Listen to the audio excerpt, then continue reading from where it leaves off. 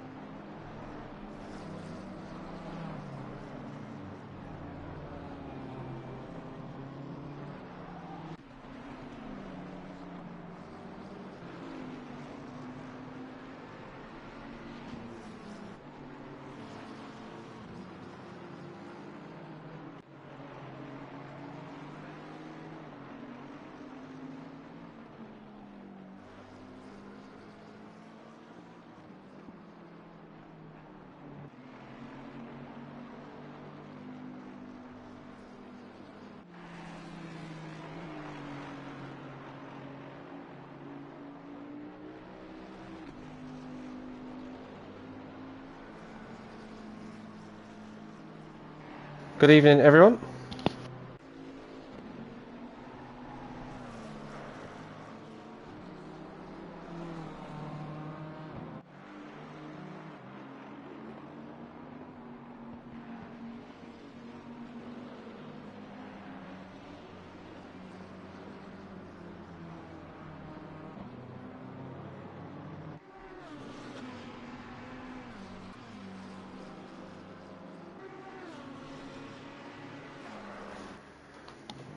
You join us at ACC Race Nation in a brand new calendar year. 2025 saw frills, spills, overtakes and last-ditch chances to pull drivers into the championship.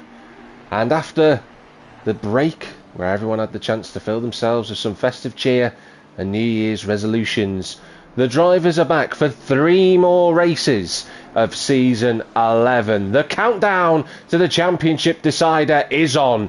Here we are at Watkins Glen, 3 to go here in America. I'm Jack Millington, your commentator as always for this GT11 series. What a championship, what a season we've had so far, and it's a pleasure and a privilege to be here commentating in a brand new 2026. I hope everyone who's watching had a wonderful time and a wonderful break off, but the drivers won't have the opportunity to think about that right now. They're out navigating this historic circuit, let's be honest.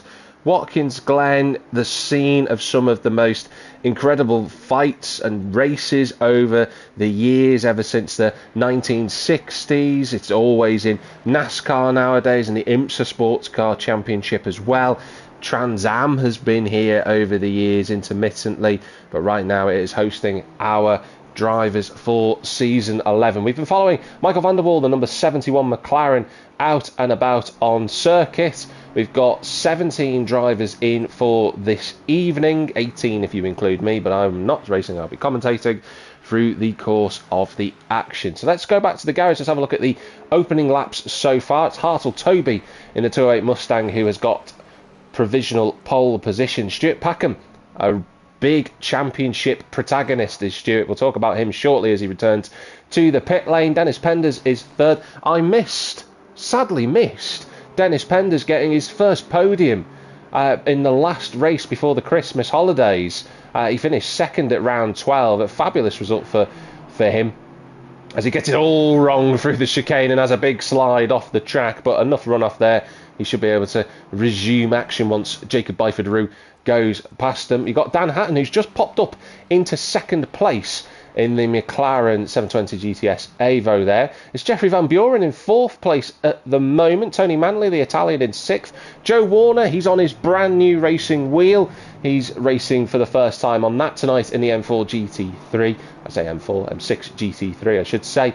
Tony Sokolov, the number 100, one of the quickest drivers in the field. He's coming around the final corner here at this brilliant track. Here we are as he comes around towards the start-finish line, and there you go, one of the fastest drivers. He puts it on provisional pole. Cracking effort from him. A Croatian there, just going a little bit wide on the exit of turn 1. No harm done. Rich Jarram in the 878 Lamborghini. Then it's Michael van der Waal, who we were following earlier. Mark Chapman, another one of the big championship protagonists. We'll come back to him shortly. Howard Dunn in the Aston Martin V8. Then it's Liam Watkinson. It's Rover Rakatamanga back in that JPS-inspired livery there in the 14 Porsche. Byford Rue, as I've already mentioned, out and about. Sebastian Berger in the pits at the moment, but a massive threat for any race victories at any race circuit in that Porsche. And Jordan Harding, the last driver on the list of the 17 out on circuit. Let's get out there onto the action. You see Dan Hatton come on towards the start-finish line. It's going to be a 1:44.9 from the 55. Still seeking that first podium is Mr. Hatton. I was chatting with him not so long ago. We were participating in a 6-hour endurance race for Cancer Research UK. This is his year, I believe, to get his first podium in the championship. Jordan Harding just coming around what is turn number 9. Of course, 11 corners on this circuit. It's been pretty much the same circuit since the 1990s. Effectively, 1992 was the last time the track got updated on the tarmac surface. It's been updated for safety features elsewhere. But the chicane doesn't actually really count as a corner. I know that sounds a bit surprising, but I'll explain it in a few moments' time as in terms of why that is the case. But 11 corners to navigate. Technically, if you want to be pedantic, there are 14, but according to the official grade status on this circuit, there are just 11, which is exactly where Jordan Harding is. Well, he was on the grid. He's just dropped down to 12th place as more drivers come to set their lap times. Rover Rakatamanga in 4th position. That's the highest I've seen him in quite a long time, actually, for the Frenchman. That's a really good opening effort from him. Just 12 minutes and 22 seconds to go in this qualifying session. We've got Hartle Toby on the front row. That Mustang will be pretty good around its home circuit, if you want to call it that in quotations. Obviously, the Mustang built and developed in America. Mark Chapman in the pits at the moment. So what I'm going to do is I'm going to try and look for Stuart Packham, or rather the race director is going to look for Stuart Packham, which it doesn't seem to want to find. He seems to have disappeared from the lobby, actually. Where is? There he is. He's in 6th place in the big Bentley. And the reason why we're highlighting Packham is because he is leading the championship at the moment in season 11. He's looking to become a 3-time series champion. And last time he did win the championship, I remember commentating that back in season 9.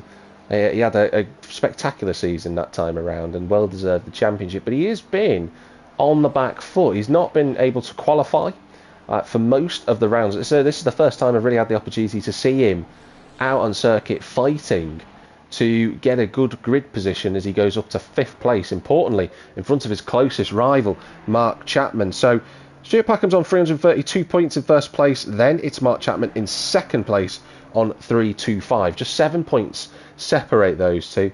On 319, you've got Jeffrey Van Buren. And bear in mind that Jeffrey Van Buren, he's had 2 podium finishes this season.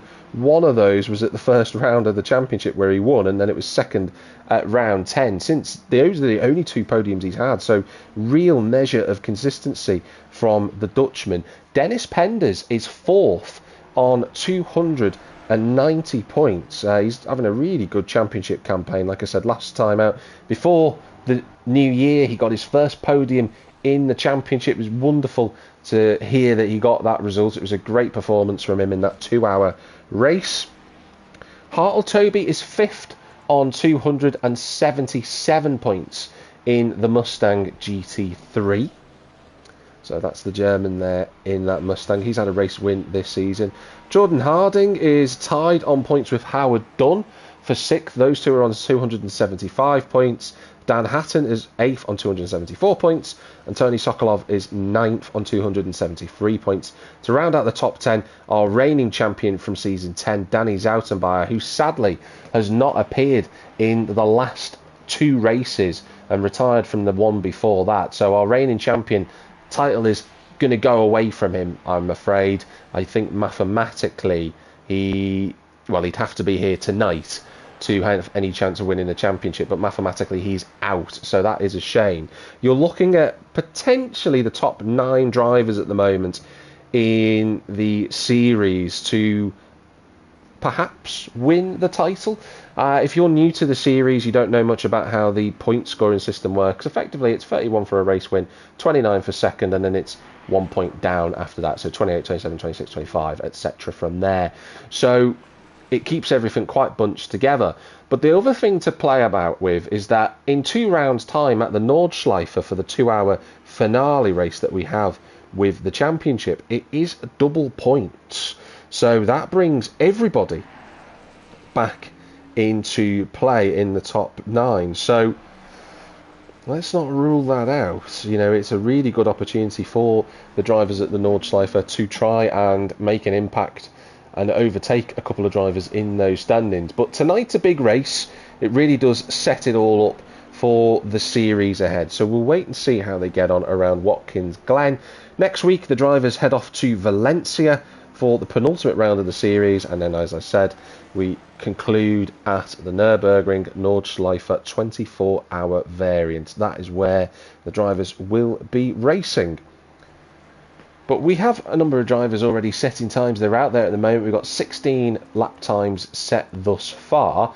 Sebastian Berger has just gone out. So we'll try and find a driver who we can ride on board with, who is somewhere near the start-finish line. Stuart Packham. We've not done this all season with him because he's not had the opportunity to set our lap time. So here we go then. On board with the Big Bentley around turn 11. Little bit of a slide off the corner, but away we go towards turn 1.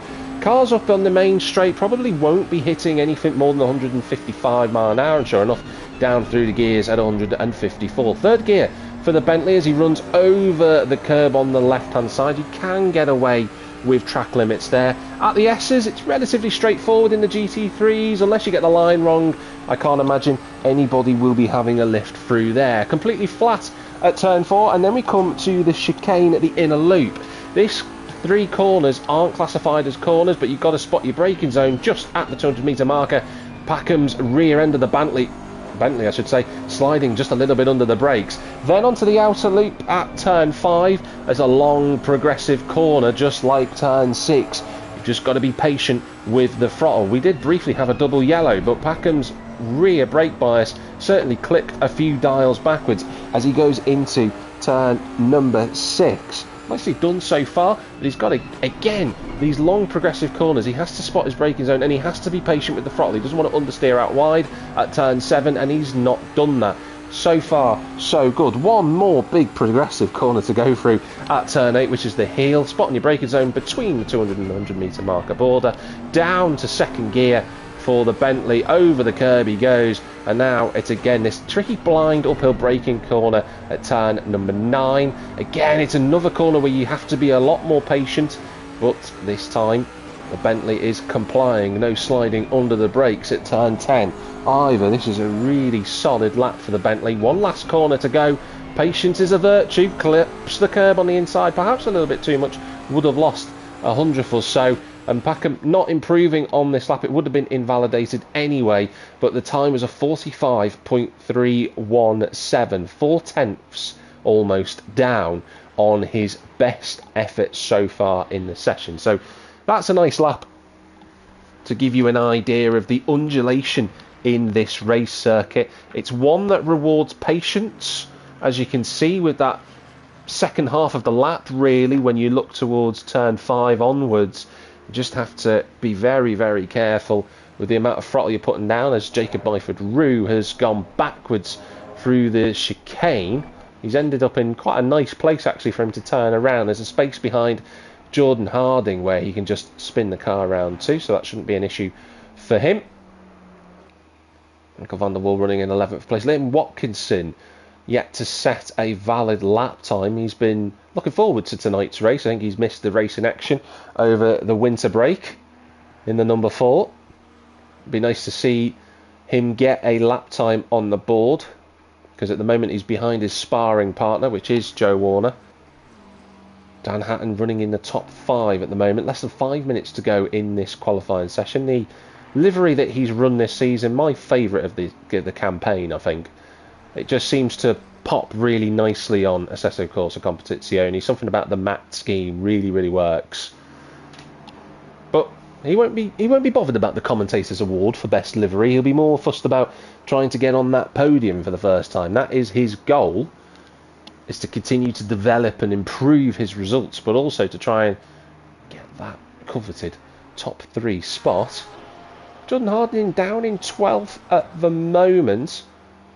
By Jordan's own admission, he would say he might not be the strongest qualifier sometimes, but his race pace is where he is much more venerable compared to other people, and he's got himself into the top 10 with that effort on the 4th row, or rather the 5th row of the grid. There's Rich Jarram in the 878. He's still running that blue, white and gold striped livery. Byford Rue back in the pits after his spin. Same with Joe Warner. Actually, I should apologise to Joe Warner. It was Byford Rue who was facing the wrong way. Joe hadn't spun around. Rover Rakatamanga doing a great job, the Frenchman, and then I've commentated cursed him as he entered turn 9. So not ideal for him, but he's back in the pits. And Sebastian Berger in 7th place at the moment. Something to make you aware of, just a quick refresher of the rules for those that have forgotten or are new to ACC Race Nation. Berger won the race at Spa-Francorchamps before the Christmas break, but that means that he'll be carrying ballast, I should say. And what that effectively means is that he's running 30 kilos of ballast on that Porsche. And when you've got such a circuit like this where there are long flowing sweeping corners, that will have a big impact on the performance of the cars. So Berger in 7th place, if he didn't have that weight on board, you'd imagine he'd be a lot higher up than that in the 585, but we've still got an hour race in front of us to go. The other drivers as well who are carrying ballast, Dennis Penders, who's right behind him on circuit, he finished 2nd, the first time he's carried ballast in the series. He's got 20 kilos on the car, and Stuart Packham in 8th place, he's also got 10 kilos on the car because he finished in 3rd position. So just important for everyone to be aware of the difference in lap times. Could be coming from the extra weight that the drivers are carrying in their cars. Of course, the engineers will be working on where to put that ballast. If you're a Bentley engineer, you could in theory put it anywhere because it carries weight quite strongly actually in that car. But if you're in the Porsche Dynamic crew and you're trying to work out where to put that, that's going to be a little bit more challenging. Of course, the infamous engine that the Porsches run is quite lower to the ground. It's got quite a low centre of gravity in that car, and at the front end as well it pitches as a result. So the drivers and the engineers are going to have to be working very hard in terms of ballast placement. I'm sure of it. Hello to everybody who is in the chat at the moment. It's really nice to see you. Dennis has got some support from a couple of people in there, which is really nice to see. That's Dennis Penders, who's in 13th position currently. Joe Warner with his new wheel, 5 seconds off the pace at the moment. Ross Harris has managed to get into the lobby, which is really good news. So the 244, he is in the lobby. That's what we like to see. But with just less than a minute to go, it is still Tony Sokolov who leads the way by 100th of a second from Hartle Toby. Then it's Rover Rakatamanga.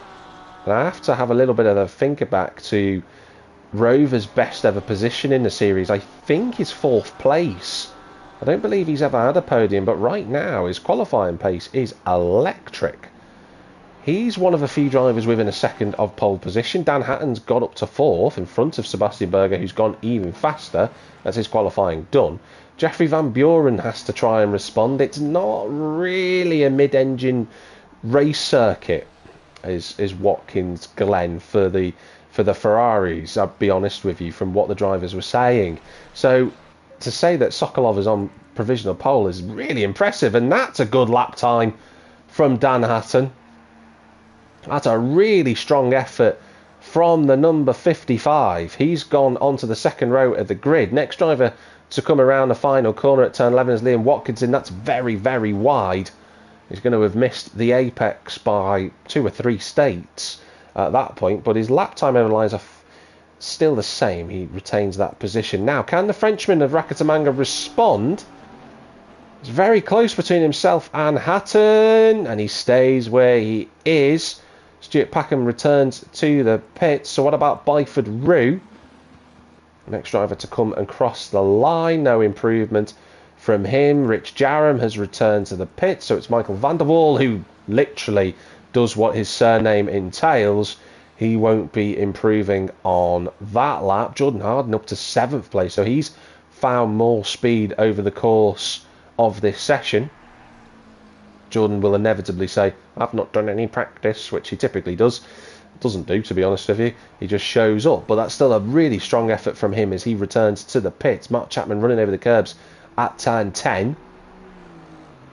He's got to be very careful as Chappers as he comes towards the line. He's trying to become a three-time world champion, and that's a good effort from him to go to 7th in front of his main championship rival, which is Stuart Packham. But that is your grid order for the 1 hour race in front of us. It's Tony Sokolov on provisional pole. It's Hartle Toby in 2nd place. Row 2 is made up of 2 drivers who've not scored podiums in ACC Race Nation. That is Dan Hatton and Rover Rakatamanga. Row 3 is Sebastian Berger, who is electric in race form. Keep an eye out for him and Jeffrey Van Buren on row 3. Mark Chapman in the 4th row of the grid alongside Jordan Harden, who separates the 2 championship main contenders at the front, because Packham is in 9th. Michael van der Waal rounds out the top 10. Howard Dunn and Rich Jarram are 11th and 12th respectively, with Dennis Penders and Tony Manley on row 7. Liam Watkinson and Joe Warner are 15th and 16th, and then rounding out the final 2 places on the starting grid, you've got Jacob Byford Rue and Ross Harris, who got into the session right at the end but couldn't set a lap time. So we're just going to have a moment just to gather our thoughts, collect all the data that we need to do, and we'll be back in just a moment.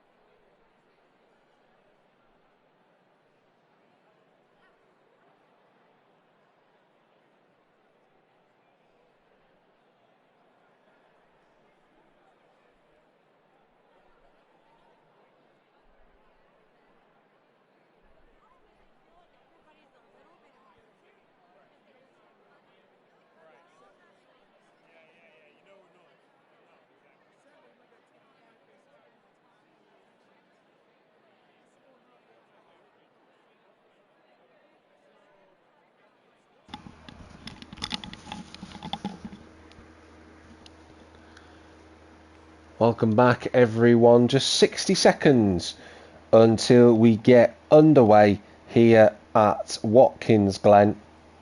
The drivers preparing themselves with their pre-race setups effectively that they're doing in terms of getting themselves into position, getting comfortable, ready for this 1 hour race. It's going to be a challenge for the drivers, really. There are a couple of corners on this circuit that really do cause problems, and the main one is the unnumbered chicane between turns 4 and turn 5. The right-left is very, very difficult, and it can unsettle the car. So the drivers have got to be aware of that during the race, especially if they're following in close proximity at the start. That is going to be something for them to be really key and really aware of. If they get that wrong, they could then settle the car and spin off the track, as we saw a couple of drivers do during the session, as we get things underway for the formation lap here in America. We'll just wait for Tony Sokolov to move off the grid, and there we go. No technical issues at the start, which is what we like to see. Now, the racing at this circuit, like I said earlier at the top of the show, it's been going on for a very, very long time. I believe that Watkins Glen first opened in 1956, but since then it's had quite a number of different changes to the circuit. I believe in the 1940s it was actually a public road course, so the drivers would race on wood and dirt and all sorts of stuff back in the day. Now it's obviously much more professional, tarmac road, of course, private racing events that go on around here. But there has been, I believe, 7 or 8 variants of the racetrack over the years, and we are now on the 9th variant, I should say, here at Watkins Glen. There are a number of lap records that have been set around here, not just, of course, in the GT3s, but the LM GT3 category, of course. For those that follow endurance racing, there's the LMH Championship that has run around here. I think the Aston Martin Valkyrie ran around here earlier last year at the 6 hours of the Glen, so the Aston Martin Valkyrie set the new lap record for that. In the GT3s, the fastest lap time is actually in the Bentley Continental GT3. That was set back, though, in 2019 by Alvaro Parente. For those that don't know much about Alvaro Parente, he's a Portuguese racing driver. Used to do the Pirelli World Challenge Series. He also raced in GP2, which is what the precursor was to Formula 2 back in the day. So he certainly knows how to wield a race car. That much is certain, and he's got the lap record in the GT3 category at the moment in time, and he's held that for, well, if we put our mathematics together, 7 years since 2019. It's still a little bit difficult to get used to saying 2026 rather than 2025, but I'm sure I'll do my best. Now, as I was saying earlier, if you are new to the series or you have forgotten the rules, all the drivers are expected to make a mandatory pit stop. So at some point in the race you will see drivers bolting into the pits. We see early pit stops ranging from 15 minutes in right the way up until about 15 minutes to go. You don't typically see any earlier that or later than that unless there has been an accident or something has gone on. So typically that's what we're going to be seeing tonight. A number of drivers will wait until the 30th minute and then they'll make a pit stop around that point. But tactics will come into play, and one of those tactics will inevitably involve this fight for 6th position. Jeffrey Van Buren, Mark Chapman, who is just overtaken Jeffrey Van Buren actually, he shouldn't have done on the formation lap, and Stuart Packham. Those three, the top 3 in the drivers' standings. Do not rule those 3 out from having a podium finish this evening. We accidentally go into the replay there, but we are about to get underway, so we will cut over to Tony Sokolov in the 296 GT3 Ferrari. I do like the 100 livery, I have to say, but for Sokolov, he'll be aiming to get another race victory this season. It's something that he is more than capable of the Croatian, but he will have to fend off Hartle Toby, if he can do so. Can he get a 6th win of the season? But we are live at Watkins Glen, and Hartle Toby has had a good launch off the line, and I think he's going to be clear into turn 1. He covers the inside line, and Hartle Toby leapfrogs the pole sitter into the lead as Rover Rakatamanga runs wide at turn 1, and Hatton gets his spot back. So the Frenchman initially jumped the British driver, but no longer the case. He's now behind that McLaren. And we ride with Jeffrey Van Buren, who's had a good start. He's actually gone in front of Sebastian Berger, so that's a good position gained for him in the 187. Chapman looking to the inside of Berger. He's gone over the curb. We can't see how much that impacted the Aston Martin, but he's just about kept it on the road. I thought Chapman was going to go into the air then, the way that the AMR V8 leapt off the floor. Packham's gone backwards, and sadly I think we've got Joe Warner facing the wrong way. Yes, there's a yellow flag before turn 5, and it's happened at the chicane. I said at the start that is a corner of contention, but Packham has dropped the spot so far in the race.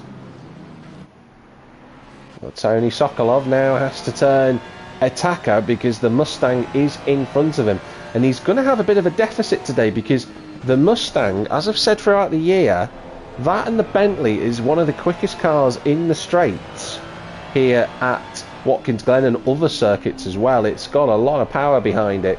So Sokolov is going to have to get creative if he wants to go through, but he's already putting the pressure onto the back of the massive rear spoiler of the 208 Mustang. Look at him, he's all right under the rear diffuser.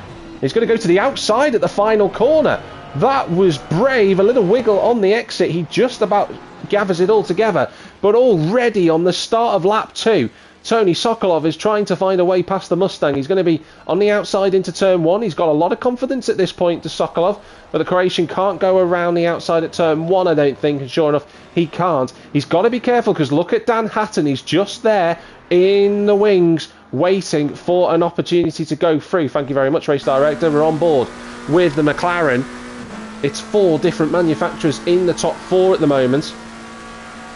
But the Mustang of Hartle Toby will just be able to rest easy down the straight. He won't have to worry about being outbraked, because these 3 cars just don't have the legs on the 208. It's all going to have to come down to maybe a mistake as Sokolov runs wide. But it's a nice enough start for everybody, apart from Joe Warner, who sadly is in the pits.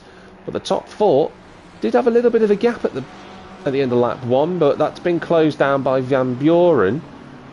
The whole grid right back to effectively Ross Harris are all very close together.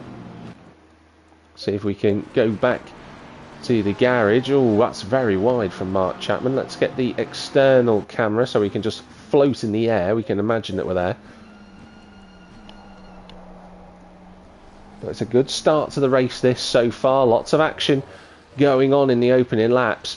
But the Glen is not the easiest place to overtake, and I don't mean that in a negative way. It's just that the way that the corners are set up in the middle sector, there's no real heavy braking zone, so it all comes down to sector 1 or sector 3. But look at this again, Tony Sokolov, he's got so much confidence through the final few corners, but that unfortunately was a little wobble and he's understeered off the road. And sadly Liam Watkinson and Byford Rue have had an incident further down the field. Looks like there's damage on the back of Liam Watkinson's car. Let's hope that doesn't bring him into the pit lane. Hartle Toby, though, leads the pack. The top 12 all within a second of one another, so it's really, really close in his opening 4 minutes. There's Berger, there's Chapman, there's Harding, Van der Waal, Stuart Packham. Jarram's there as well. Then it's Howard Dunn. I'm not really sure. Ooh, I was going to say, I'm not really sure how the Aston Martin responds to the bumps. I know that it does have wobbles at times, but for Howard, that was a bit too uncomfortable for him, and he's just dropped a couple of car lengths to Jarram in 11th place. Manley has gone off the road. We've not seen that. So Dennis Penders is up to 13th, and Ross Harris is up to 14th. Not sure what's happened to Tony Manley there, but he is away from the pack. Jeffrey Van Buren looking at the back of Rakatamanga. The top two are just starting to edge away from Dan Hatton. We did see in qualifying that those two had almost a 6/10 advantage over Dan Hatton and the rest of the field, and that's starting to show now. Look at this, Rakatamango on the inside at the final corner. Hatton shuts the door, and in fairness to the Frenchman, he didn't really commit to trying to go down the inside of the McLaren. And look at this, he's having to defend now, so that attack has actually cost him a bit of time. And Rakatamango keeps in front of Van Buren. Berger also there, but what that's allowed the front two to do is stretch away. It's now just under 2 seconds, the difference between Sokolov and Hatton. Really good going at the moment from these drivers here in season 11. Jordan Harding's in the middle of the second quartet, I'm going to call it. Although that looked like Howard Dunn and Rich Jarram side by side.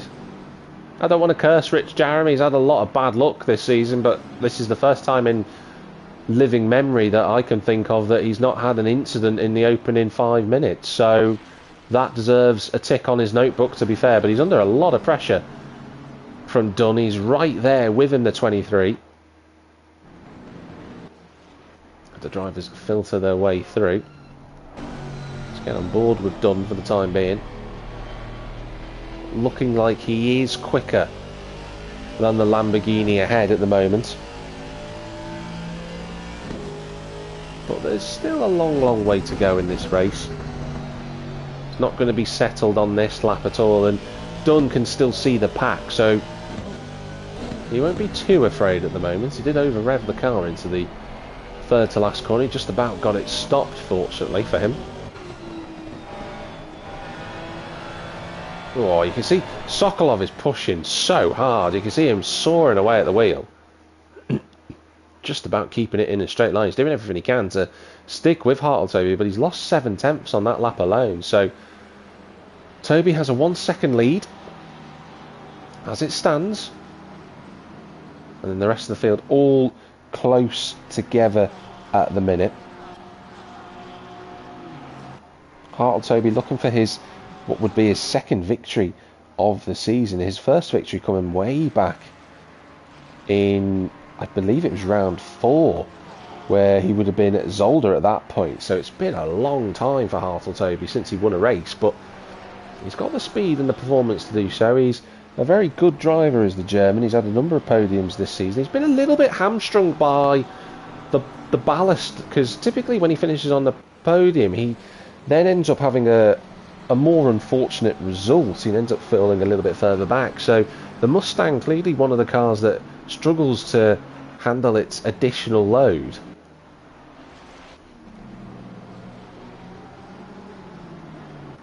Stuart Packham on the end of this group at the minute, riding on board with the big Bentley. It's probably not the Bentley circuit, this one. Lots of heavy braking zones, long sweeping corners. The aerodynamic package on the Bentley, as good as it is not as strong as the McLarens that he's looking at in front of him. And Howard Dunn has got past Rich Jarram whilst we were watching the drivers filter the way through. But you can just see that Packham's running with a little bit of understeer. He's got a lot of rear brake bias on the car, and I know why he's got that, so that he can get the car turned in, but he's just falling slightly away from the rest of the group. It could be, though, with Packham, he's a smart racer. There's a reason why he's leading the championship, of course. He might be just keeping a little bit of a distance to the cars in front. If there's an accident or anything, he can be there to spot the danger and just react to it appropriately. Michael van der Waals having a good run. He's in 9th place. That looked like there was a fight going on side by side up the road. I think that's Jeffrey Van Buren fending off Mark Chapman. No, that's Sebastian Berger going well off the road, and Chapman goes through just about, and Jordan Harding trying to go all the way around the outside. I don't think he's going to have the momentum to go through, so that's a bit unfortunate for Sebastian Berger, getting edged off the road. It was difficult to see to be honest, from that angle, but we just saw the result of Berger bouncing over the track. In fact, he had to cause some avoiding action for Mark Chapman, who nearly lost it himself. So that has shuffled things around, and annoyingly for Berger, it's dropped him down a spot, which he wouldn't have enjoyed.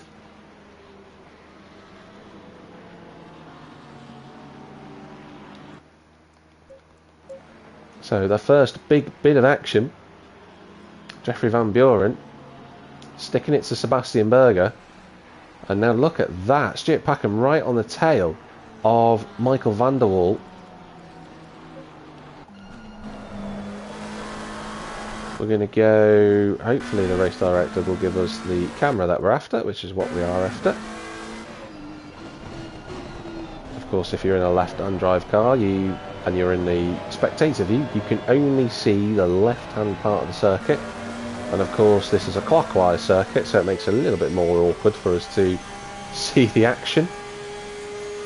But Sokolov and Toby have left Hatton behind. They're 3.5 seconds to the good, but himself and Rover Rakatabanga are now in their own little battle themselves, the Frenchman and the Brit, fighting over that last position on the podium. Van Buren has got Mark Chapman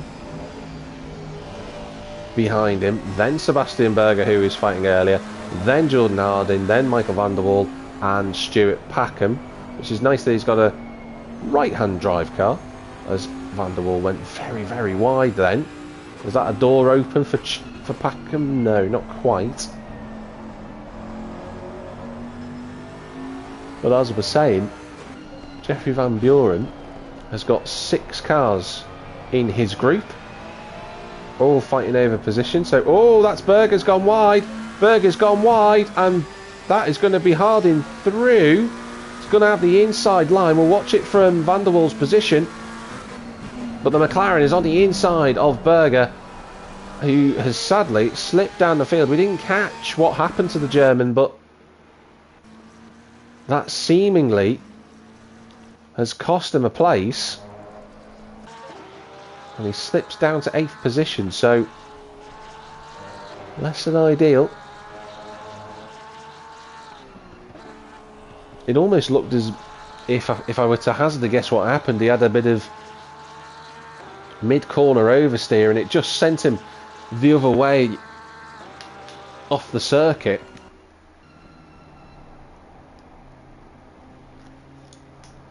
And that's very peculiar. Berger's gone. Berger's gone. Sebastian Berger, we've lost him. And that is a massive shame. Sebastian Berger, after what happened at the start with his incident with Van Buren and then whatever's just happened there, sadly has retired from the race. Well, he's one of the drivers you would have expected to have been further up the field, but it looks like he's just disconnected.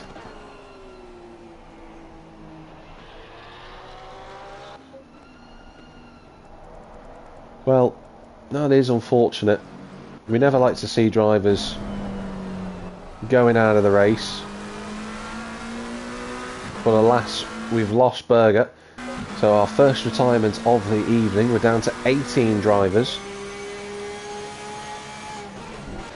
And thanks to that, it is shaped up. The gaps have changed a little bit. So the top two still separated by about a second as Sokolov pushes everything known to man to try and keep up with Hartle Toby in the lead at the minute. Although that's a nicer line from the Ferrari. He's gained a lot of time in one corner alone.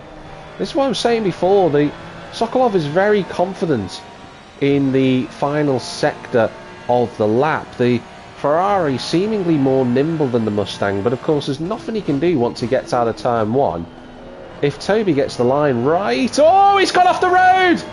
He's just about kept it on the track, but Sokolov takes the lead of the race. And how critical is that? Oh, there's a couple of cars round as I was talking, but I was just about to say, Hartle Toby, if he gets a good exit off the corner, will be pulling away down this main straight, but he didn't get a good exit at all. How he's kept it out of the wall actually is pretty impressive, to be fair. the Mustang survives another day. I'm just looking to see that if he did. I don't think he scraped up against the wall. I think he bounced around it, but just avoided it. So a little bit of an ego damage maybe after that mistake, but he's still in with a very fighting chance of Sokolov. And let's not forget, Hartle-Toby took the lead at turn 1. It was less than a tenth of a second off Sokolov's pole position time. He's got the speed tonight, but he just needs to get that rhythm back that he had just a moment before his mistake. And now he's the attacker. Can he put the pressure back on Sokolov, who was fighting exceptionally hard to keep the car in a straight line? Hatton's still running in 3rd. Rakatamanga's in 4th. Van Buren's in 5th place with a little bit of understeer mid-corner at turn 9. Chappers is in 6th position. It's a couple of seconds away from the fight for the top 5. Then it's Jordan Harden in 7th place, who is, as I was saying earlier, has stronger pace in the race than he does in qualifying. He's looking very confident in this last sector. The McLarens just seem to be really strong through turns 9, 10 and 11.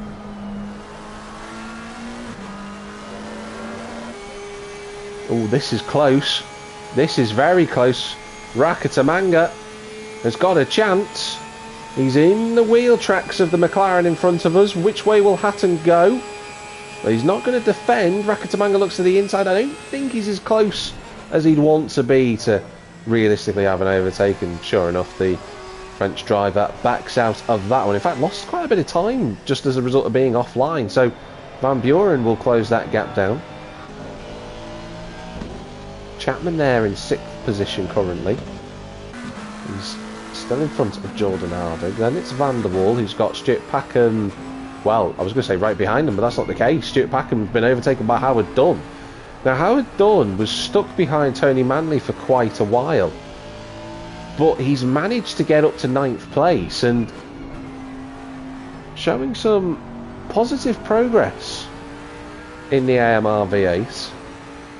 Number 23, 1.4 seconds off the next fight ahead.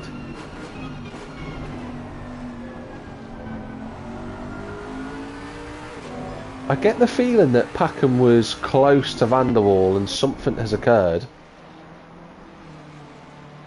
As Hartle-Toby's trying to go around. Oh, that's a little bit messy. I definitely don't think Joe Warner meant to get in the way there. I think he was trying to move, but it's just a little bit misjudged from both drivers, and sadly for Hartle-Toby, it's put the gap out to 2.3 seconds.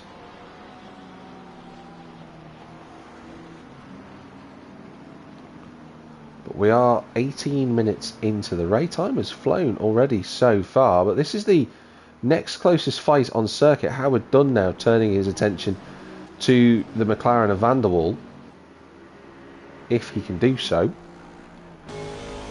He's got quite a lot of speed in this Aston Martin, I've got to say, and Van der Waal knows it. He's gone to the inside to defend into the chicane. They're going to go side by side, are they? No, Howard Dunn thinks better of it. Can he get a good line to set himself up for turn 6? Not quite. He will have to stay where he is for the time being. But Dunn making some progress, and I think Howard Dunn qualified out of position really. He's looking strong in the race, which is exactly what he'd want to be doing at the minute.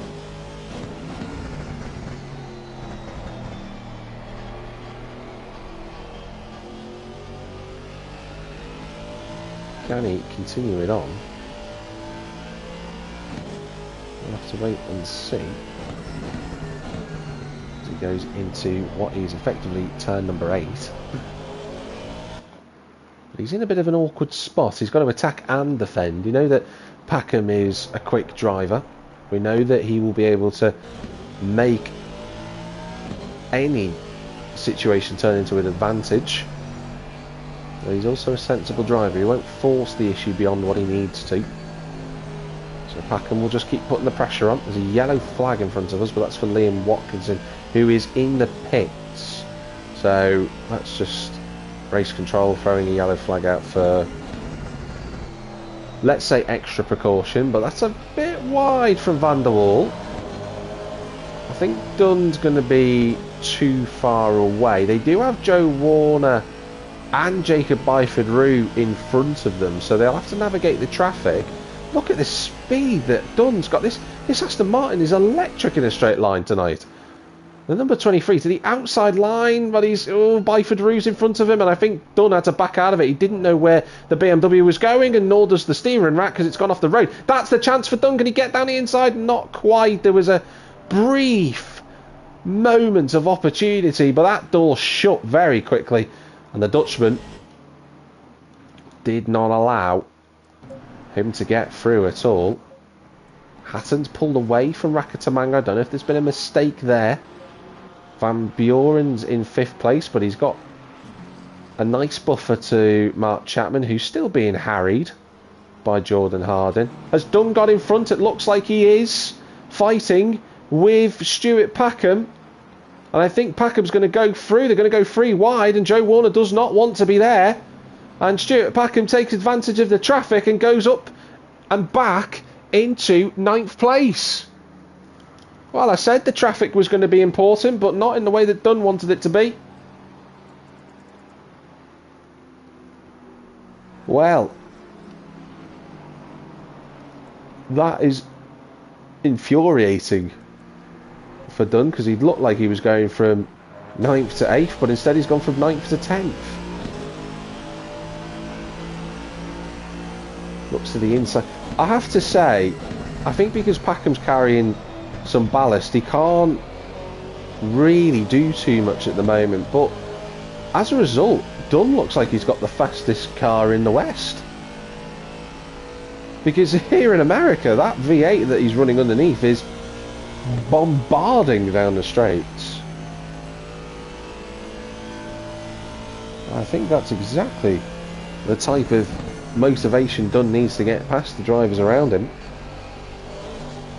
But, having said that, the setup that he's running and the way that the AMR is engineered does get unsettled sometimes by the curbs. Packham sliding big style through turn number 6. Just about gathered it all together. At turn 7 we go. And see that Dunn is really pushing. Dunn's doing everything he can, but I'd argue he could be overworking the wheel here to try and find a way through. It's easy to do so, to be honest, but it's just about having that mentality of getting back into a rhythm after losing a position due to backmarker interference. I wouldn't say it was anyone's fault, it was just lap traffic, but Joe Warner really did have nowhere to go. When you're 3 wide, he was trying to get out of the way. But this is the most fascinating battle on circuit at the moment. I know Dan Hatton and Rakatamanga are close, and Harding is all over the rear spoiler of Mark Chapman, but those two fights are quite static in the sense that they're just following one another at the moment. Dunn is moving the car everywhere at the minute. And now just wait as we come up the hill. Does the AMR V8 actually have the legs on the Bentley? Yes, it does. Marginally. He wasn't really in the slipstream and he was still pulling a little bit of speed on the Bentley. He's just not close enough. This looks like a little bit of a weak point for the V8 because the way that the car is being unsettled on the curbs. He can't get in close after turn 5. That's really where he needs to be making that overtake, if he can. But there's still a long way to go. 35 minutes and 50 seconds of the race still to go as Packham almost hit the back of what...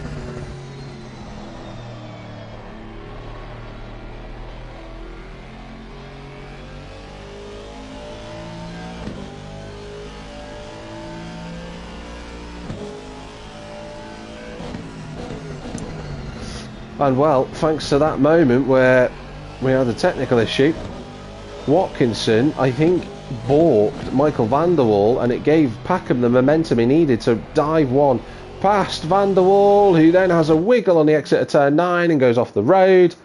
And that allows Dunn through. So Dunn's now got back up to 9th place, but Packham has overtaken the pair of them in this lap, or rather the last 2 laps. And he's up to 8th position.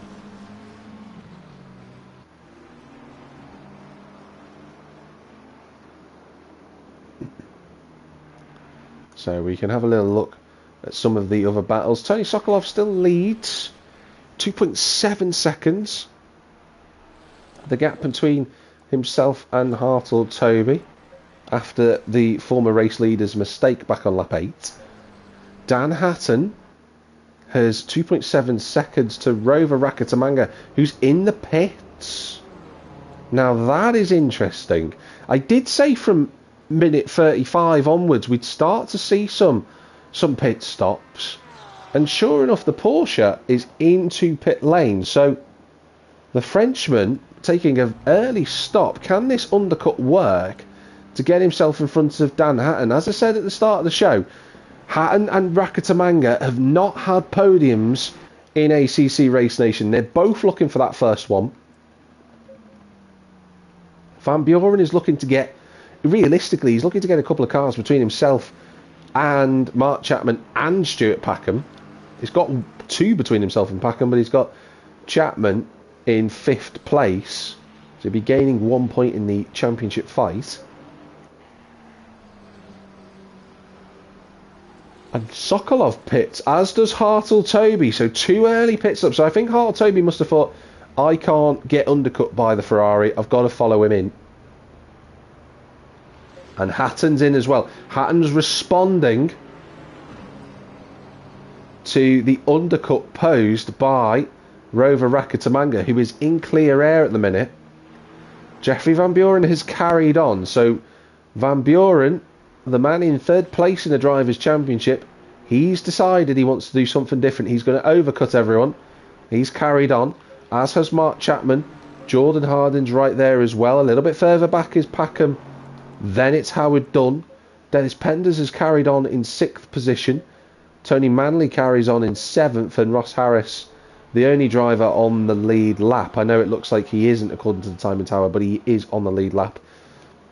He has carried on. Now where is Sokolov? He's still in the pits. He's going to come out behind some lapped traffic, so he'll have to re-lap those guys as he comes out into some nice clear air. Hartle Toby's getting a move on. Where's Rakatamanga? This is important. There he comes towards the first corner. Dan Hatton's just getting up to speed now. This is going to be close. Expect the Porsche to appear in view. Hatton goes a little bit sideways off the corner. Rakatamanga's going to have the overspeed here. This isn't over as they go over the hill through the S's. And the Frenchman will have his tyres all fired up to temperature. But I don't think he's close enough to make a move into the corner with no numbers. Oh, Hatton sideways, but he's just held it. Those cold tyres, he had to push, but he's gone a little bit wide at turn 5, and here comes Rakatamanga. The wheel bang, they're side by side, they're both in the wall. Oh no, Hatton goes into the wall. They both bounced into the wall. I don't know how much damage they've got. Rakatamanga takes over the position, but unfortunately it resulted in contact. We saw Hatton have a massive slide through the chicane, and it just opened the door for the Frenchman. He was entitled to be there. But that was an impact with the wall for the McLaren. You can see the damage it's done on the side. I don't know how much damage it has done.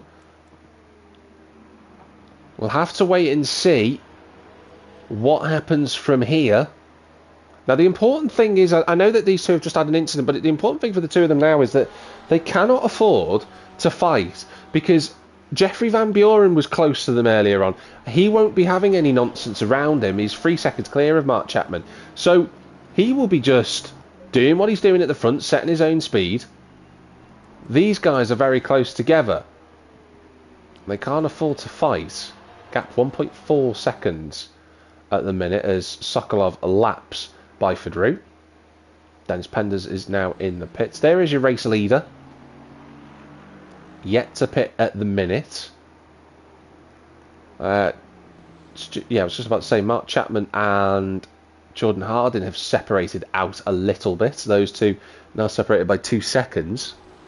Considering that the McLaren was love barring effectively. Oh, there's a stop and go penalty for Dennis Penders. What a disaster. Speeding in the pit lane. I think he blipped his pit lane limiter off too early. So alas, it's a stop go for him. Mark Chapman pits as well. So that's going to give Jordan Harding some clear air for the first time in this race. We'll see what lap times he can do now that he's got that fresh air in front of him. Howard Dunn's in 3rd place. Well, look at this. Where will Mark Chapman and Stuart Packham feed out? Because those two are the leading drivers in the championship. Is that Tony Manley coming in the background? It is as well. So those two, interestingly, have pitted at the same time, which leaves just 3 drivers out at the front yet to pit in the race. The first of those is Sokolov, who's 5 seconds clear now of Hartle-Toby. Rakatamanga is in a net 3rd place at the minute, as he has a little wobble through the final corner. A little dance with the wall, a little brush with the barrier, actually. Hatton getting very close to it. I'm just watching the lap times. 0.5 seconds. There's not much of a difference between the two in terms of lap time. So, for Hatton at least, that damage, if he does have any significant damage on the car, it's equal to whatever Rakatamanga has at the moment. As Manley stationary in the pits, he'll just drop down the field. Van der Waals in 11th place. I'm just looking to see where Mark Chapman is. So he's there in... Well, he's not in 7th position. He's in 8th position. He's come out 5.6 seconds behind Dan Hatton. So the undercut for those two, despite the contact, has actually worked. But Van Buren continues on. Harding continues on. And Howard Dunn, doing the right thing with his pit stop, stays on the right hand side of the pit lane entry, and he gets the car slowed down. So Dunn responding to Packham, who was in front of him earlier on. So that will bring Sokolov, the Croatian, back up another spot, and Dan Hatton has closed the gap back up to Rover Rakatamanga. So this 3rd place fight is still on. We don't yet know what the lap times are for the drivers. So let's just have a little look. So at the minute, last few laps, Jeffrey Van Buren, he's been setting 1:46s. Again, getting a touch slower over the last couple of laps compared to what he was doing earlier. That's to do with the tyres, of course. The tyre wear will be having an impact there. But it's still pretty consistent from him. So he'll be quite pleased with that as Penders serves his drive, well, stop and go penalty, I should say, for that. Let's just have a little look at the lap times from Rakatamanga. So just a brief reminder, 46.8 on the last lap, and the timing tower just froze on me for a moment. That's why I couldn't show you the lap times. And 46.8, well, the lap times aren't too different, really. I have to say, the lap times are quite similar as the two battling for that last stop on the podium. Just put a lap on Joe Warner, who, despite his issue at the start of the race, he's actually been doing all right, Joe, so far. I think the wheel upgrade has certainly helped him out. But the top two are in the pits. So the last of the drivers to make a mandatory pit stop are in. So that is Van Buren and Harding. So this is the critical phase now in terms of the fight for the podium positions. Rakatamanga is 3/10 clear of the McLaren in front of him. Oh, as the Frenchman has a little wobble on the exit of turn 8. That car is lighting the tyres up. They've still got a good buffer to Mark Chapman. So I think that accident that they had hasn't done too much damage, really. They don't seem to be struggling. I'm just looking at Van Buren. He's now setting off. Sokolov has gone through, as has Hartle Toby. And Van Buren, this is going to be tight. Here we go, he gets up to speed. It's going to be very, very close, but I think...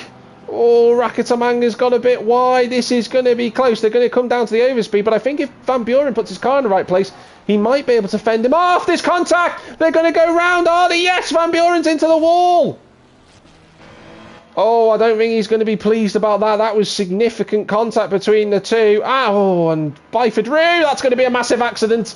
Into the wall he goes, contact with Van Buren.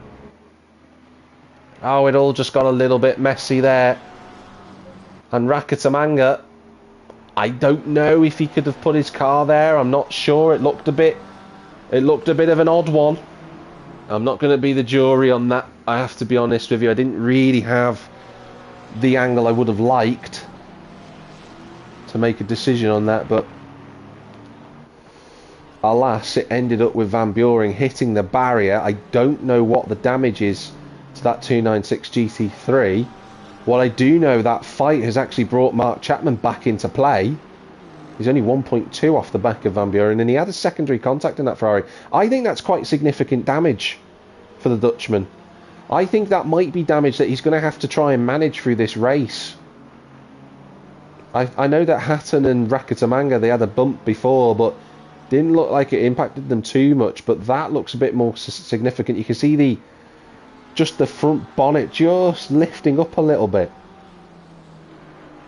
And if that got any worse, you'd be seeing a black and orange flag from the race directors. But he's carrying on, so perhaps for Van Buren, it's okay for him to at least carry on. And carry on he does, but he might be fighting wounded here. We shall see. Let's have a little bit of a look at the other drivers who are out there on circuit at the minute. You can see Chapman closing the gap down to Van Buren. So yeah, I think that damage is a bit more significant. I don't know if that's affecting him too much in a straight line, but in the corners. But I think in a straight line it is. We'll just have a watch of him as we ride on board from the top of the roof of this 296, braking down through the gears into the left-hander at turn number 6, then into 7. No issues there. You can see what the exit is like. You can see the Aston's very close, but maybe, yeah, now as you get higher up through the rev range and the speed increases, it's just looking like the Ferrari might have lost a little bit of straight line speed. But we'll only know for sure when we get onto a bit of a longer straight than what we've just been on. Gap is 0.6 of a second currently between these two. A little bit wide at the penultimate corner. He did that before, actually, on the last lap, did Van Buren. He really does need to ideally finish in front of Chapman just to close that gap in the championship up. Even if it's a point, it's a psychological point, and you could see how much the AMR V8 was closing the gap down. It almost looks like there's almost a sense of predictability about this. You could see the speed that Chapman has. There isn't really much that Van Buren can do. He's got to place his car well, though, which he has been doing. And he's moving across quite nicely, but I think he's not going to be able to defend this into the chicane. He's going to try. They're side by side through the corner. And I've got to say, Chapman being very fair, but I think he might have the overspeed on the inside for the 187. He does.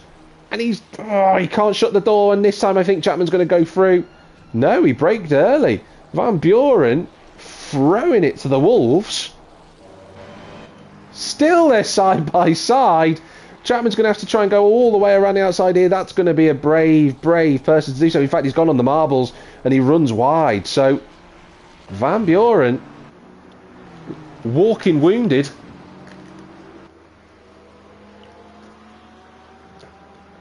And it's bringing Jordan Harding into play, all of this. I think Van Buren's going to be quite miffed at what's gone on, to be honest. I don't think he's going to be pleased in the slightest. Just want to try, and hopefully the race director gets us on board with Mark Chapman here. Into the left-hander at the penultimate corner. You can see the Ferrari struggling. You feel, oh, that's going to be wide. He's going to have to back out of that one, does Van Buren. But then Chapman didn't have a better line coming through. And look at Jordan Harding in the camera on the middle of your screen there. He's right there with them now. And in fact, Van Buren lost 3 seconds on that last lap compared to Jordan Harding. So this fight is really bringing these drivers together. Stuart Packham's not too far behind either. Chapman's just got to time this right now. He's had a lap of Van Buren putting the car where he wants to put it. And this time, he's going to go through, I think. Yeah, he's comfortably clear this time. And Chapman moves into 5th position. And you feel that Harding will be the next driver to go past in the number 16. And those two will be reunited again. In fact, Harding looking very close to the back of Van Buren into turn 6, but not quite close enough. Yeah, in fact, Harding, there's a sense of urgency in the way Harding's moving the car. He wants to get past ASAP with less than a third of this race remaining. And Van Buren going extremely defensive at turn 8. Harding trying to do the undercut on the exit of 8, but I think he'll be sensible enough not to try and fight too hard into 9. Swings the car underneath. That's a nice line there, actually, from Harding. Excuse me.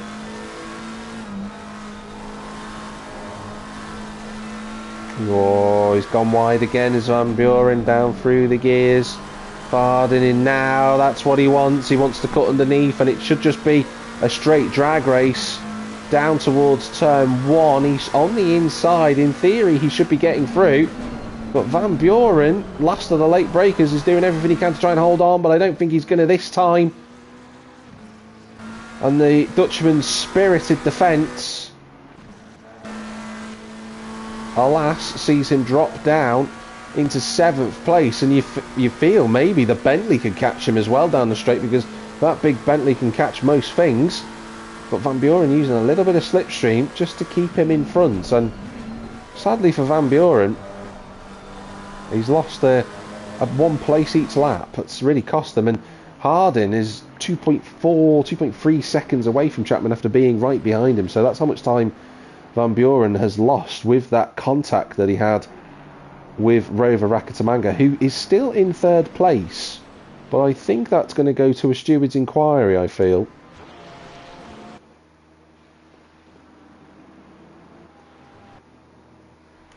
As the race director just looking to find Van Buren, who's doing his absolute best, but you could see that he's just having massive amounts of difficulty. And the thing is that he's 10 seconds clear of Michael van der Waal at the minute, and if he's losing 2 seconds a lap in 5 laps time, you feel that Van der Waal and Howard Dunn will catch him. And what looked like a really good race result for Van Buren, maybe he could have had a podium without that accident and closing the gap on Stuart Packham. He's going to lose 1 point at least. 47.6 on that lap from Van Buren. Didn't really have much defending he needed to do. I'm just looking at the lap counter to see what Van der Waal does. A 46.7, so he's losing just about a second a lap at the minute in the Ferrari. But here's the Bentley. We wait for it to appear on the left hand side.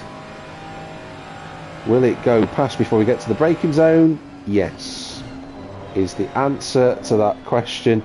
And the championship leader gains another place, but his points deficit will be cut down by 2, as Mark Chapman is in 5th position. It's going to be very tight between them two going into the final 2 races of the season. Don't discount Van Buren. I know that he's losing points to the 2 of them, but he's still very close in the championship.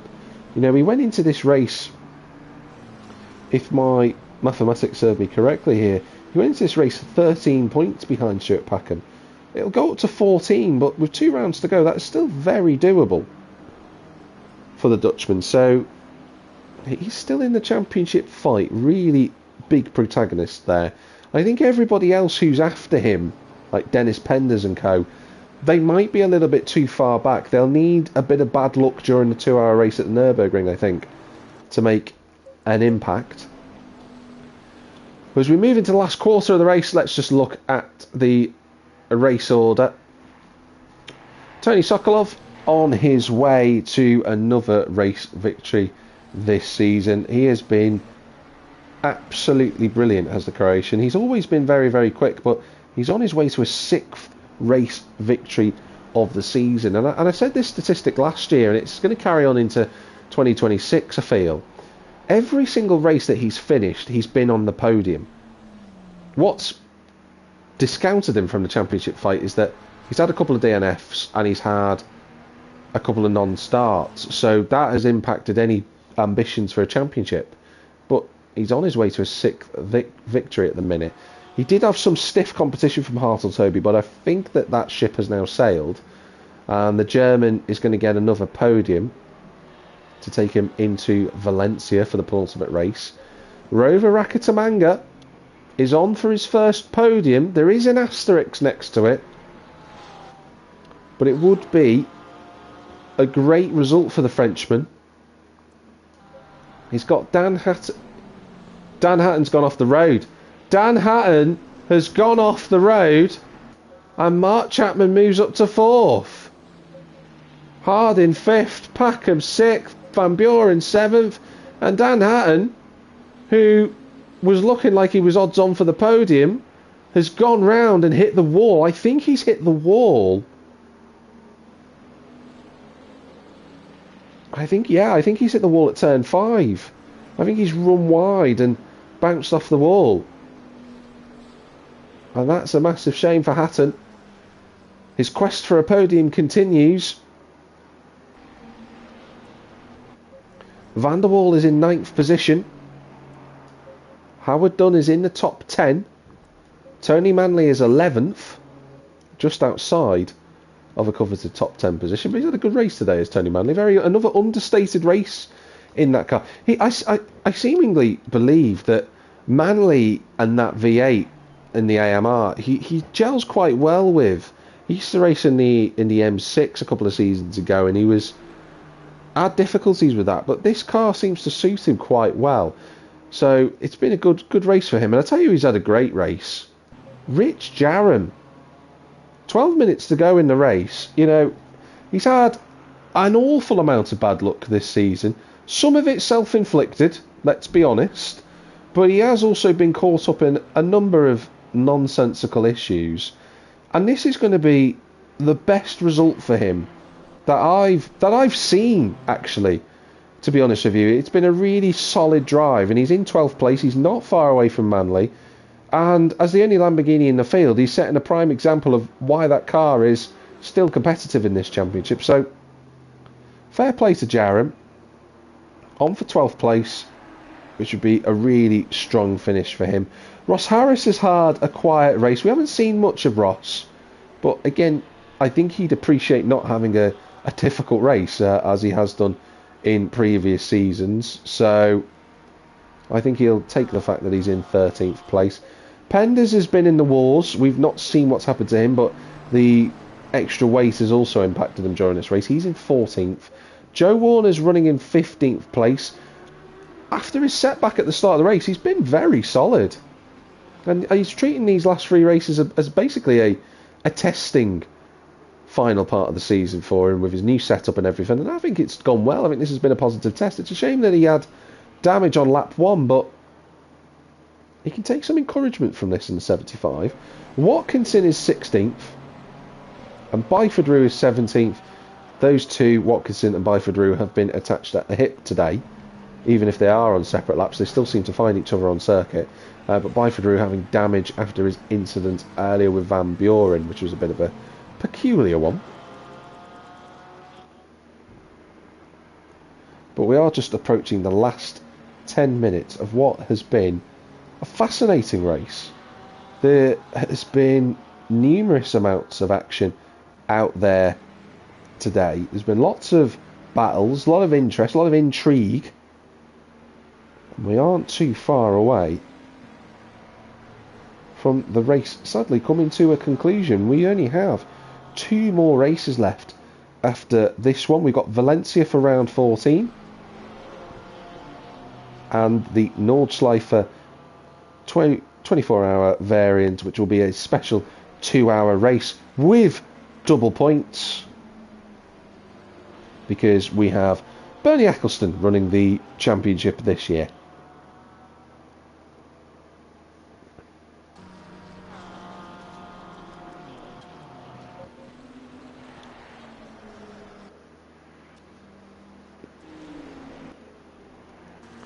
Jordan Harding has found himself replastered onto the back of Chapman again.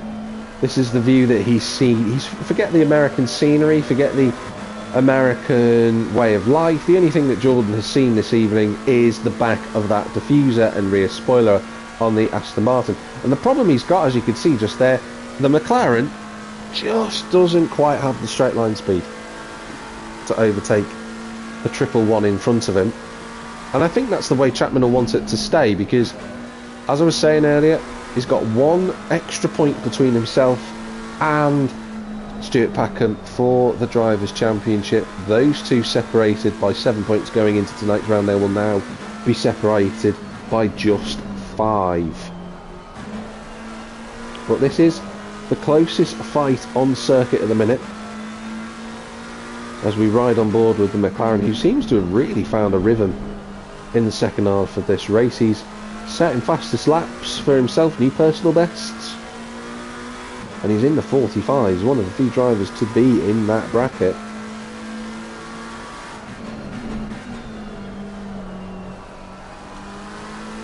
Into turn number 8 we go, approaching turn 9, the blind left-hander.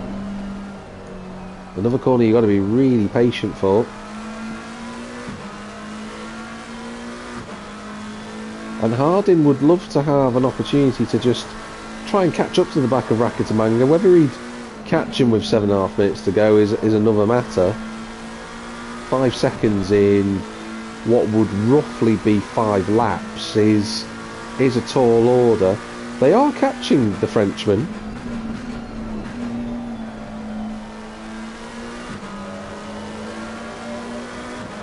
By about 6 or 7 tenths a lap, but they aren't really quite close enough. Van Buren is still hanging on to 7th place at the moment, but he does have Dan Hatton, the recovering Dan Hatton, behind him. It took him a few laps to catch up, but here comes the McLaren, the number 55, closing in on the Dutchman, but I don't think he's close enough into the chicane. Van Buren for now doing just enough. Oh, I think that's what happened to Hatton before, and that's why he ended up in the wall. It was a big snap of oversteer that for him. I think that's what caught Hatton out earlier.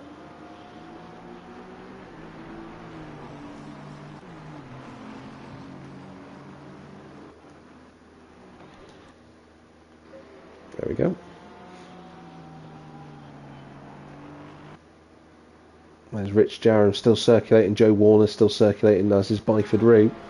Still only have the 1 retirement from this race, which was Sebastian Berger, sadly, earlier on, thanks to a disconnection if he was running inside the top 7. And then those little incidents that we had with Van Buren. And the instant where he ran wide and got overtaken by Jordan Harding. And then straight after that he disconnected, not quite sure.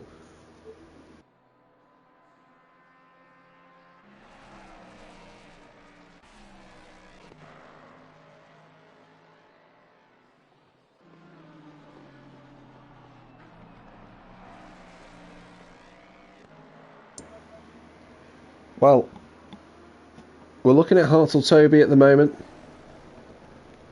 In second place on the road. Doing a solid job today. Led the race earlier on. Then had that huge moment on the exit of turn 5. Just about gathered it all together.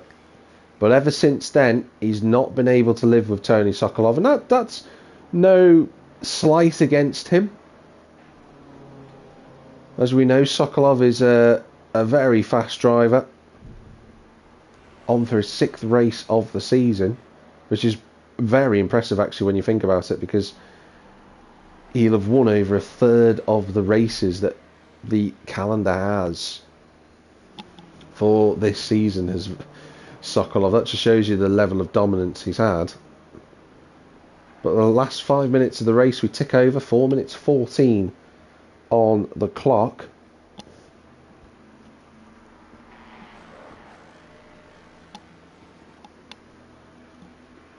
And he's still there in second place. Mark Chapman's still there. But he's got a permanent fixture in his rear view mirror. And that is Jordan Harding, number 16, still trying to find a way through.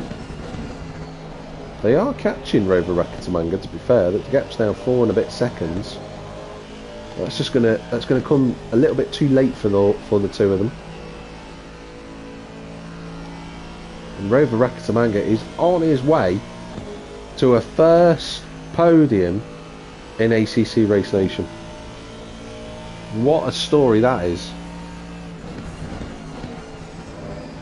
If he can maintain it, because he's a driver who, if we just get on board with, actually, hopefully the race director will slide it over. Is that side by side with Van Buren? It is. And Dan Hatton, but he's run a little bit wide. That's an awkward line for the Ferrari. Hatton trying to find a way past. Himself carrying what can only be described as a battered car. But he retains 7th place, and he'll be doing everything he can to try and keep hold of that position. Guaranteed.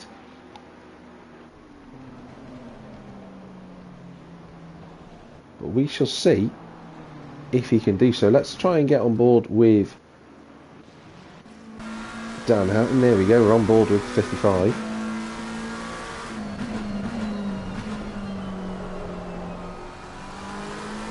You can see that he's got a little bit more mechanical grip in that car at the moment.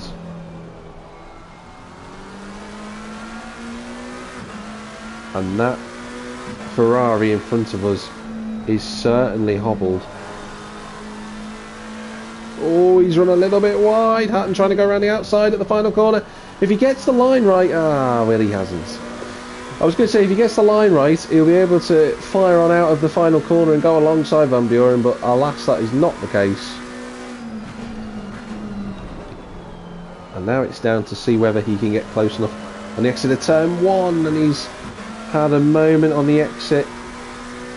I don't think he's going to be close enough, no matter how quick his car is. He's pulling the gap down, he's pulling the gap down, but he's not quite close enough. Looks to the inside, but that won't be a move for Hatton. He's going to have to stay there. But I was just talking about Rover Rakatamanga because this has been a phenomenal race from him. He's been involved in a few things, and that'll be questioned. But right now he is on for a brilliant result. He had a 4th place back in season 10, if memory serves me correctly. I remember commentating on that race back then, but this is the first time he's ever been this high up in the GT3 Challenge Series. And I think he's going to be absolutely delighted when he comes across the line. He'll be putting his evidence in, I'm sure, to the stewards about everything. But right now, he won't care about any of that. He knows he's just one lap away from a famous podium for him. He'd be absolutely delighted. But he's got to get around these last 11 corners. See if he pulls it off. Harding really pushing, but he just can't find a way past Chapman, unfortunately, tonight. Chapman just has the measure of him in that car. Van Buren still hanging on. I'm just waiting to see where Sokolov is. He's coming around the third to last corner, so we've got a little bit of time to see if Hatton can go through. Van Buren's gone a little bit wide over the S's, and this is the chance that Hatton's been looking for. He's on the grass trying to go through. There's contact between the two. Hatton's going to go through on the outside, is he, towards the chicane? But no, he has to back out of it. Unfortunately for Hatton, that might have been his opportunity, but this is another brilliant victory for the Croatian of Tony Sokolov. It's his 6th win of the season here at Watkins Glen. What a drive from the yellow Ferrari. Hartle Toby ran him close in the early stages. He's had a good solid drive tonight. He'll be pleased with the 2nd place. That's a result for him. 11 seconds behind in the end. We're going to have to wait for quite a bit of time to see if, we'll see when Rover Rakatamanga comes through. I thought for a moment Hatton had got past Van Buren, but he hasn't. But 2 corners to go for the Frenchman. Just 1 corner to go for Rakatamanga. He made his debut in Season 9. He's been waiting for a podium. He's come close before. But Rover Rakatamanga gets 3rd place. His first podium in the series. Chapman holds off Jordan Harding in the end as Liam Watkinson comes across the line in the background. Stuart Packham, he'll be happy with that. The ballast that he had didn't help him. And look at this towards the line. Jeffrey Van Buren fends off Dan Hatton in the end. Michael van der Waal will be the next car on the lead laps across the line. It's Byford Rue in the background. Howard Dunn is going to score 10th place. He was very strong early on, but seemed to just slip away from the field after the first round of pit stops. But for Howard Dunn, it's still a result in the top 10. I'm sure he'll be pleased with that. And Tony Manley is going to finish on the lead lap, and that's a really, really strong effort from him. Great result for the Italian. So let's just have a quick recap of the provisional results. It's Tony Sokolov, your race winner, the number 100, getting his 6th victory of the season. Hartle Toby gets his 3rd podium in 2nd place. Rover Rakatamanga gets his 1st ever podium in ACC Race Nation. Then it's Mark Chapman, stalked all the way home by Jordan Harding. Stuart Packham, the reigning, well, I say the reigning champion, but the leading standing driver at the moment, as I trip over my own words, apologies there. He finishes in 6th place, losing 2 points to Mark Chapman. That gap now down to 5 points in the driver's standings. Jeffrey Van Buren held on for 7th. That was a big result for the Dutchman. He needed that to stay in with a realistic shot of the championship. Dan Hatton in the end slipping down to 8th place, which was a shame for him as he was running in the top 3 earlier. Michael van der Waal and Howard Dunn rounding out the top 10. Tony Manley in 11th place. Rich Jarham having his best race that I've ever seen in 12th in the Lamborghini. Ross Harris in 13th with Dennis Pender's 14th. Joe Warner finishing in 5th place, a couple of laps in front of Liam Watkinson, which is a good job from the 75 man. Byford Rue in 17th, and sadly we lost one driver through a disconnection, and that was Sebastian Berger in 18th place. Well, what a fantastic race that was. Really good action out on circuit today. Fascinating battles all the way up and down through the field. But that is it for round 13. 2 more to go in season 11. Next week we are off to Valencia. That is going to be a fascinating race. Don't miss out on that, of course. It'll be live streamed here on my Twitch channel for Jet TM53 Synopsis. It will also be uploaded onto YouTube not long after the race has finished. But from me, Jack Millington, thank you very much for watching. Wherever you might be in the big wide world, have a good one, and we'll see you next week for the penultimate round.